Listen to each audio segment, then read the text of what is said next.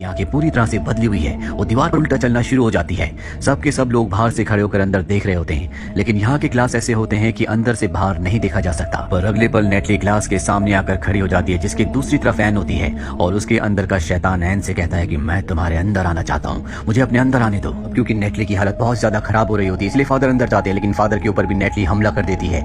ये देखकर एन भी अंदर आ जाती है और वो नेटली से कहती है कि अपने आप को संभालो, और ये बोलते ही नेटली पूरी तरह से ठीक हो जाती है। लेकिन अब उसी के बाल उसके मुंह के अंदर जाना शुरू हो जाते हैं। वो दोनों लड़के जो पहले एग्जॉर्सिज्म करने के लिए अंदर आए थे, उसके बाल पकड़ लेते हैं, जिसके बाद फादर यहाँ पर पवित्र मंत्रों का उच्चारण करते हैं और नेटली को शांत कर देते हैं। रात को एन नेटली के पास एक बार फिर से जाती है और उससे पूछती है कि अब तुम कैसी हो।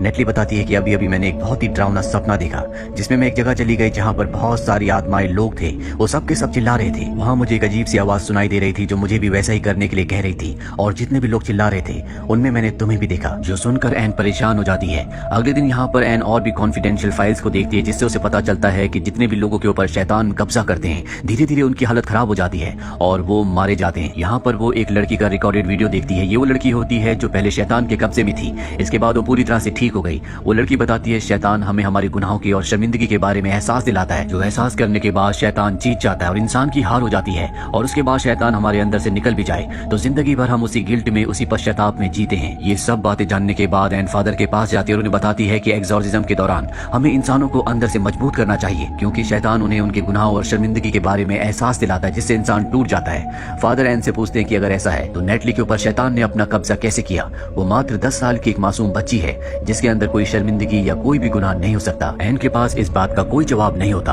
अब यहाँ पर एग्जॉर्सिज्म सीखने वाला एन के साथ का एक स्टूडेंट ये सारी बातें सुन लेता है। वो एन को बताता है कि मेरी बहन की तबीयत बहुत ज्यादा खराब है, उसके ऊपर किसी शैतान ने अपना कब्जा कर लिया है, तुम्हें मेरी मदद करनी होगी। अभी दोनों के दोनों उसकी बहन के घर जाते हैं। दरअसल उसने अपने बच्चे को खो दिया था, जिस बात का गिल्ट, जिस बात का गुनाह उसके दिल में होता है। एन उसे विश्वास दिलाती है कि तुमने कोई गलत काम नहीं किया, ये कोई गुनाह नहीं है, ईश्वर अब भी तुमसे प्यार करते हैं, बच्चा खोने में तुम्हारी कोई गलती नहीं थी। ये सुनने के बाद उसकी बहन ठीक होने लगती है, पर शैतान को इससे गुस्सा आ जाता है। वो उसकी बहन के ऊपर पूरी तरह से हावी हो जाता है, पर अब उसकी बहन के अंदर कोई भी पश्चाताप, कोई शर्मिंदगी, कोई गिल्ट नहीं होता।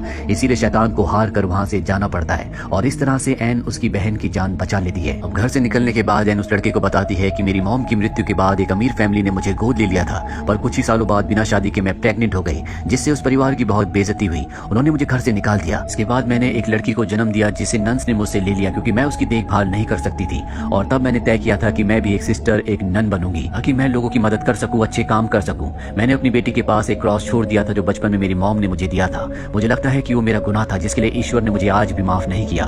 उसका दोस्त कहता है कि मुझे ऐसा नहीं लगता, मैंने ईश्वर की झलक कई बार तुम्हारे अंदर देखी है, वो तुम्हें माफ कर चुके हैं। वहीं अभी दोनों के दोनों स्कूल वापस आ जाते हैं और जब एन अपने कमरे में होती है तो उसकी आंख से कुछ अजीब सी चीज निकलती है, जिसे देखकर वो हैरान हो जाती है। उसे नहीं पता कि ये सब क्या है। अगली सुबह इन्हें चर्च के प्रीस्ट और फादर बुलाते हैं। वहाँ पर और भी लोग होते हैं और इन्हें बताया जाता है कि तुमने जो अपने दोस्त की बहन के ऊपर एग्जॉर्सिज्म किया था, उसने खुद अपनी जान ले ली, तुम्हें ऐसा नहीं करना चाहिए था, तुम अभी इस कला में निपुण नहीं हो। एन को ये सुनकर बहुत दुख होता है। वो कहती है कि बहुत बड़ी गलती थी, मैं चाहती हूँ कि तुम मुझे वापस उसी चर्च में भेज दो जहाँ से मैं आई थी। एन को वापस भेज दिया जाता है, जहाँ पर उससे मिलने डॉक्टर आती है, जो एन को सांत्वना देती है और कहती है कि तुम एक अच्छी इंसान हो, अभी तुम एक नई राह पर हो जहाँ पर इंसानों से गलती होती है। नेटली के ऊपर जो एग्जॉर्सिज्म किया गया था वो पूरी तरह से कामयाब रहा, उसे घर भेज दिया गया है। अगले दिन उसका दोस्त उससे मिलने के लिए आता है, जिसकी बहन के ऊपर उसने एग्जॉर्सिज्म किया था, और वो एन को बताता है कि जब नेटली को घर ले जाया जा रहा था तो एक बार फिर से उसके ऊपर शैतान हावी हो गया। वो पूरी तरह से बेकाबू हो गई और इसके चलते उसने 3 लोगों को मार दिया। ये सुनकर एन को बहुत दुख होता है, क्योंकि कहीं ना कहीं वो नेटली से जुड़ा हुआ फील करती है। एन का दोस्त उसे क्रॉस देता और कहता है कि जब नेटली पजेस्ट थी तो उसने मुझे दिया था और कहा था कि मैं ये तुम तक पहुंचा दूं।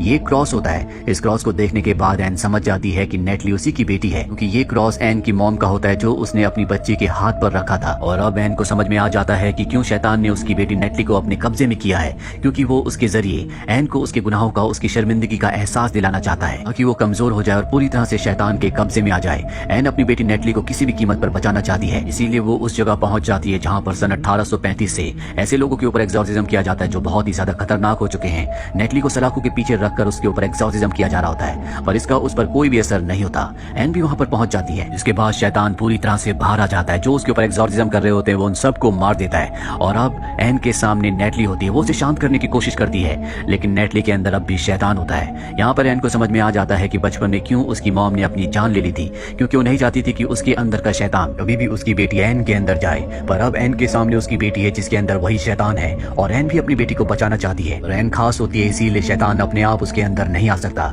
एन उसको बोलती है कि तुम मेरे अंदर आ जाओ, जिसके बाद शैतान उसके अंदर पूरी तरह से हावी हो जाता है। फादर यहाँ से नेटली को उठाकर एक सुरक्षित जगह पर ले जाते हैं, पर अब एन के अंदर पूरी तरह से शैतान है। वो फादर को सलाखों के पीछे कैद करके अपनी बेटी नेटली तक पहुंच जाती है और उसे पकड़कर पानी में डुबाने लगती है। ये कोई आम पानी नहीं है, बल्कि ये पवित्र पानी यानी कि होली वाटर है। और इससे पहले कि एन अपनी बेटी नेटली को मारती, यहाँ पर एन की मॉम की आत्मा आ जाती है, जो हमेशा एन के साथ रहा करती थी, और वो एन को एहसास दिलाती है कि वो कौन है, नेटली उसकी कौन है और किस तरह से लोगों ने उसे बचाने के लिए अपनी कुर्बानी दी। ये सब याद आने के बाद एन अपने आप से अपने अंदर के शैतान से लड़ना शुरू कर देती है, जिसके बाद उसके पास जो पवित्र क्रॉस होता है वो उसे अपने गले में पहनने की कोशिश करती है। साथ ही अपने आप को पवित्र पानी में यानी कि होली वाटर में डुबा देती है। होली वाटर में जाने के बाद उसके अंदर का शैतान उसके शरीर से निकल जाता है। इसके बाद एन को दिखाया जाता है जो हॉस्पिटल में है, जहाँ पर नेटली उससे मिलने के लिए आती है, लेकिन वो नेटली को नहीं बताती कि मैं तुम्हारी मॉम हूँ। नेटली अब बहुत खुश है क्योंकि वो पूरी तरह से ठीक हो चुकी है और वो अपने पेरेंट्स जिन्होंने उसे गोद लिया है उनके पास यहाँ से चली जाती है। एन भी वापस अपने स्कूल चली जाती है, जहाँ पर फादर और प्रीस्ट तय करते हैं कि वो एक्सॉर्सिज्म सीखेगी ताकि वो अपनी शक्तियों से और अपनी अच्छी नीयत से लोगों की मदद कर सके। एन भी ऐसा ही करना चाहती है क्योंकि परमेश्वर ने उसे चुना है। वो एक खास आत्मा है जो लोगों की मदद कर सकती है।